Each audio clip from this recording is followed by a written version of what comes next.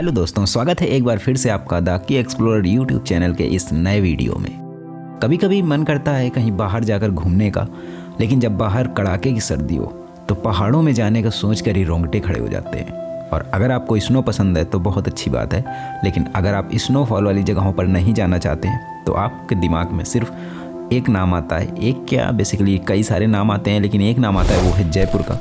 क्योंकि जयपुर पहुंचना भी इजी है और काफ़ी सारे प्लेस भी हैं घूमने के लिए। तो अब आप पूछोगे कि भाई जयपुर की ट्रिप प्लान कैसे करें, तो बस शुरू करते हैं जयपुर की कहानी और आपको लेकर चलते हैं जयपुर घुमाने के लिए।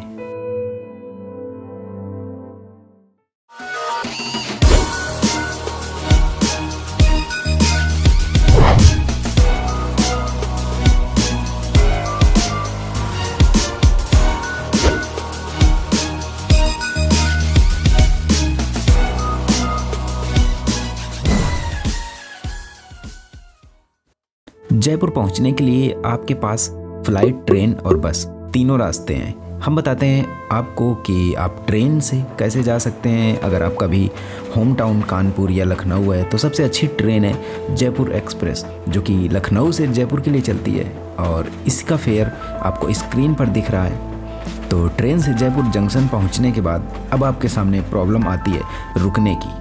अब जैसे ही जयपुर जंक्शन पहुंचते हो फिर आप सोचते हो कि यार रुके कहाँ पे। तो जयपुर को अच्छे से घूमने के लिए आप होटल लीजिए पानी पार्क, चांद पोल या फिर रेलवे स्टेशन के पास है। और मैं आपको वीडियो के लास्ट में पूरा जयपुर घूमने का पर पर्सन का बजट भी बताऊंगा, तो उसके लिए भी आप आगे देखते रहिए। धीरे धीरे सारी चीज़ें आपको समझाते हैं कैसे आपको अपनी प्लान जो ट्रिप है उसको कैसे प्लान करना है, सारी चीज़ें आपको बताते हैं। अब अगर होटल के प्राइस की बात करें, अब आपने ये तो सुन लिया कि हाँ होटल आपको किस जगह पे लेना है, किस लोकेशन के आसपास आपको होटल लेना है।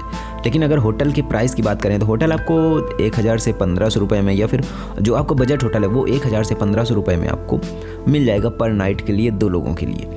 और अगर आप इसे ज़्यादा बढ़ाते जाएंगे तो फिर जैसे जैसे आप अपना बजट बढ़ाएंगे वैसे वैसे आपको हाई होटल मिलते जाएंगे, क्योंकि होटल काफ़ी सारे अच्छे होटल हैं। लेकिन फिर भी आप 1000 से 1500 का बजट रखें, उसमें आपको अच्छा होटल मिल जाएगा।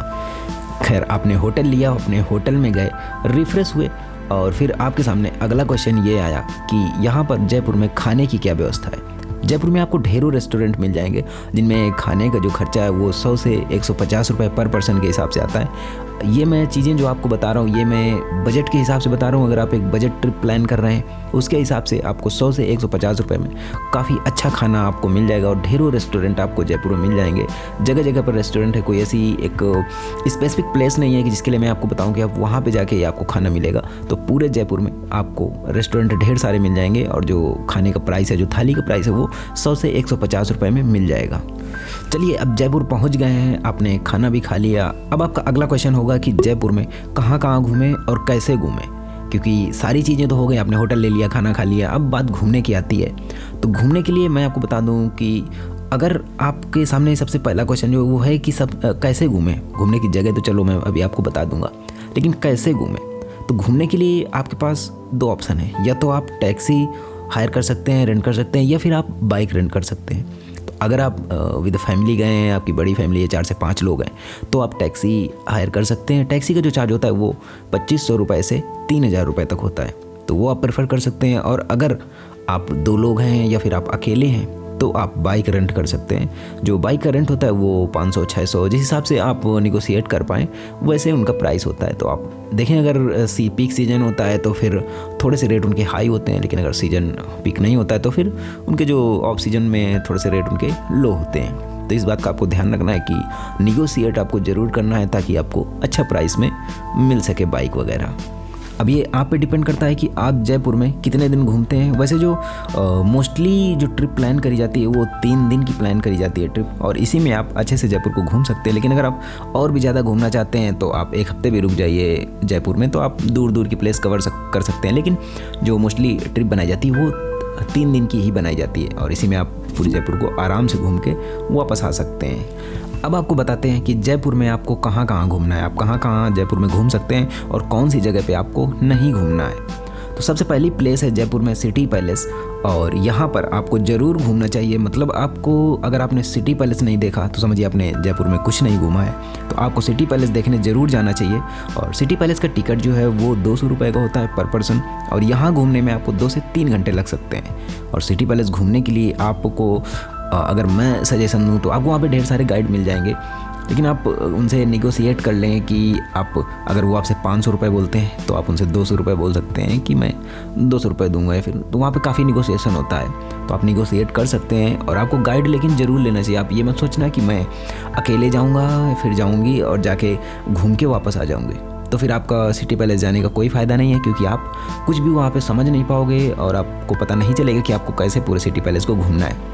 तो अच्छा यार यही है कि देखो, मैं ये सजेशन देता हूँ कि आप जाइए, एक गाइड कर लीजिए। आप 4 लोग हैं, 5 लोग हैं, या फिर 2 लोग हैं, या फिर अकेले हैं, आप एक गाइड कर लीजिए, वो आपको अच्छे से घुमाते हैं वहाँ पे।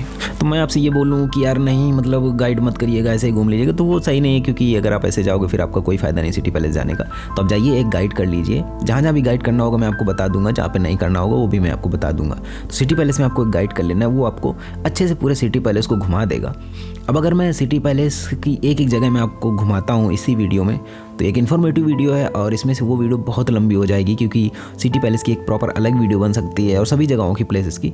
तो अभी आप इसमें समझिए कि आपको घूमना कहाँ पे है, और जो भी सारी इन्फॉर्मेशन है वो मैं आपको इसमें दे रहा हूँ।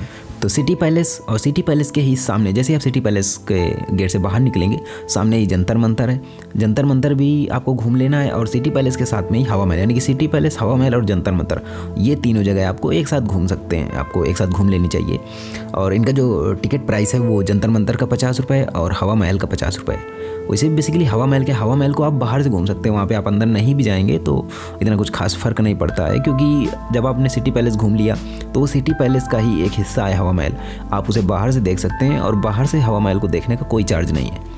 आप रात में देखें, दिन में देखें, सुबह दोपहर, जब भी आप देखें, बाहर से हवा महल को देखने का कोई भी चार्ज नहीं है। और जो उसकी सुंदरता है, जो असली सुंदरता है हवा महल की, वो उसे बाहर से ही देखने में है। तो तीनों को एक साथ घूमने से मेरा मतलब है कि आप सिटी पैलेस पहले घूम लें, फिर उसके बाद सिटी पैलेस के सामने आप जंतर मंतर घूम लें। जंतर मंतर भी काफ़ी अच्छा है, आप वहाँ पर जाके घूमिए, फ़ोटो क्लिक करवाइए, वीडियो बनाइए, वो काफ़ी अच्छा प्लेस है। वहाँ पर जो भी चीज़ें, वहाँ पर भी आप एक गाइड कर लीजिए। अगर आपको चीज़ों को अच्छी तरह से समझना है तो आप चीज़ों को बेहतर तरीके से समझ पाएंगे अगर आप गाइड वहाँ पे कर लेते हैं, क्योंकि वहाँ पे जो भी इंस्ट्रूमेंट बने हुए हैं और जो भी चीज़ें बनी हुई हैं वो आपको ऐसे समझ में नहीं आएंगी कि वहाँ पे कैसे टाइम को मापा जाता था या फिर कैसे इन चीज़ों का उपयोग किया जाता था। वो चीज़ें आपको हो सकता है कैसे समझ में ना आए, तो उसके लिए आपको गाइड भी कर लेना चाहिए वहाँ पर, क्योंकि यार कुछ चीज़ें होती हैं ना कि वो आप ऐसे समझ नहीं पाओगे, तो इस वजह से वहाँ पर गाइड ज़रूरी होता है। लेकिन अब आपकी मर्ज़ी है, आप चाहें तो कर सकते हैं या फिर ना चाहें तो नहीं कर सकते हैं, ये तो आप पे डिपेंड करता है। तो सिटी पैलेस, हवा महल और जंतर मंतर की जो लोकेशन है वो बड़ी चौपड़ मेट्रो स्टेशन के पास में है। तो आप अगर कहीं से आ रहे हैं, कहीं से मेट्रो से आप आ रहे हैं, तो आप सीधे बड़ी चौपड़ मेट्रो स्टेशन आ जाइए, और वहीं पे ही सिटी पैलेस, हवा महल और ये जंतर मंतर है। तो इसके लिए भी आप अगर कोई आपने टैक्सी या फिर ऑटो हायर नहीं किया है, रेंट नहीं किया है, तो आप वैसे भी आ सकते हैं, ये आप पे डिपेंड करता है। लेकिन जब क्या होता है ना कि बाहर कहीं जाने में फिर ऑटो वगैरह कर लेते हैं, तो वो थोड़ा सा सही रहता है। आप बाइक रेंट कर सकते हैं या फिर टैक्सी हायर कर सकते हैं, वो थोड़ा सा सही रहता है, सहूलियत रहती है उसमें।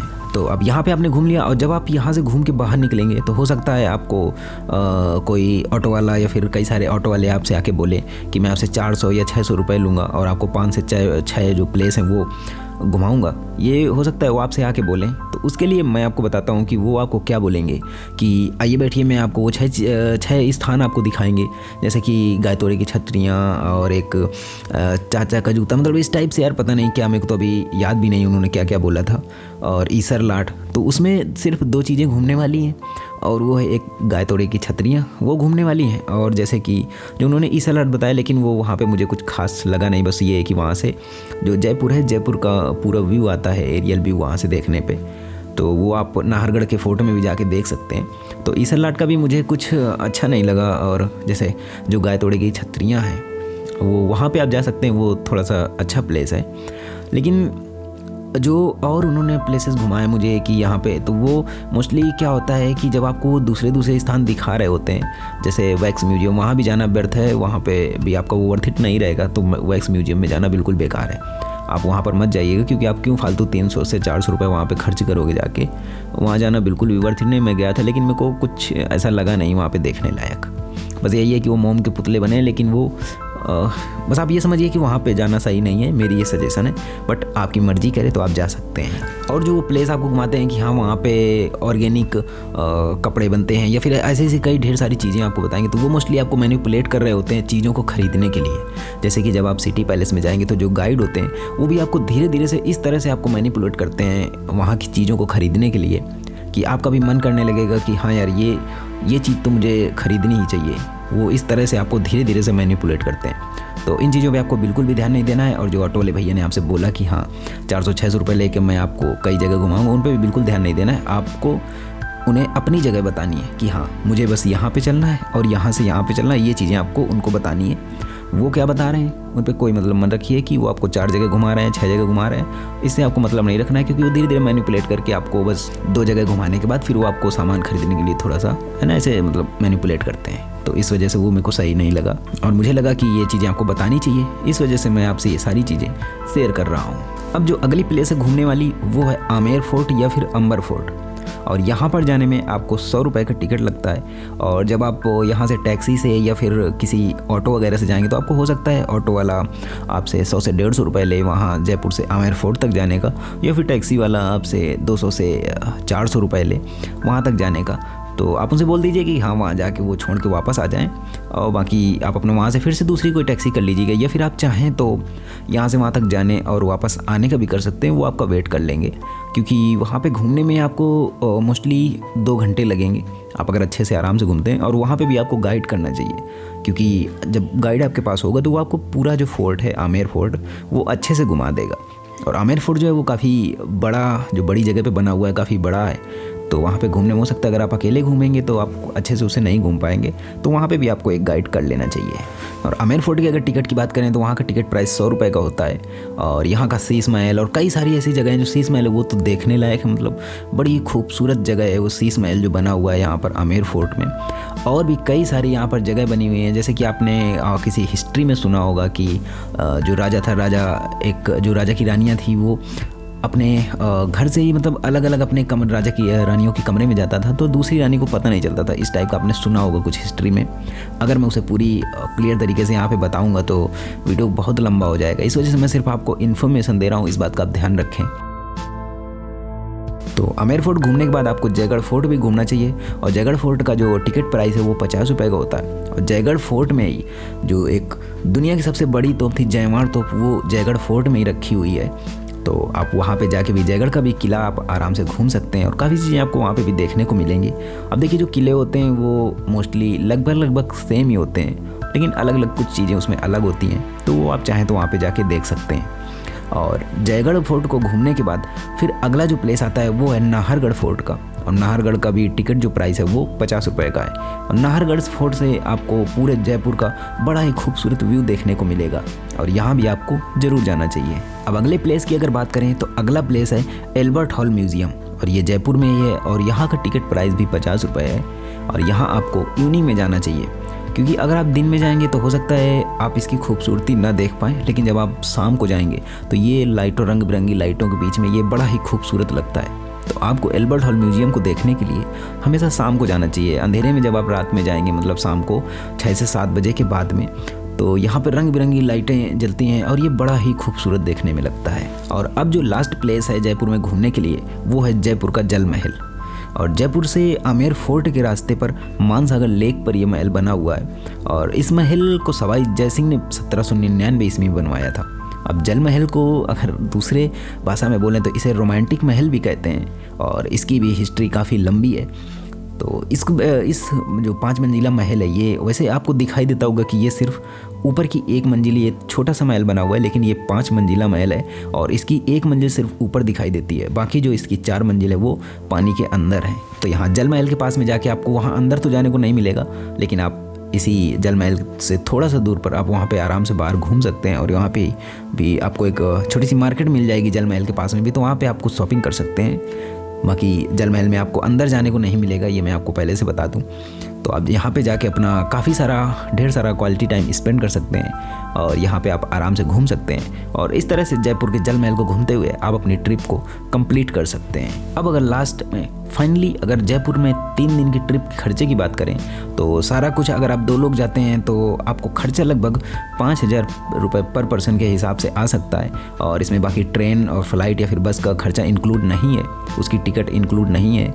जो भी जयपुर का घूमने का और रहने का, ये मैंने एक अप्रॉक्स आपको खर्चा बताया। इसमें आप जिस तरह से अगर आप होटल थोड़ा सा हाई फाई होटल लेते हैं तो वहाँ पे आपका प्राइस बढ़ भी सकता है, अगर आप थोड़ा सा बजट होटल लेते हैं तो आपका प्राइस घट भी सकता है।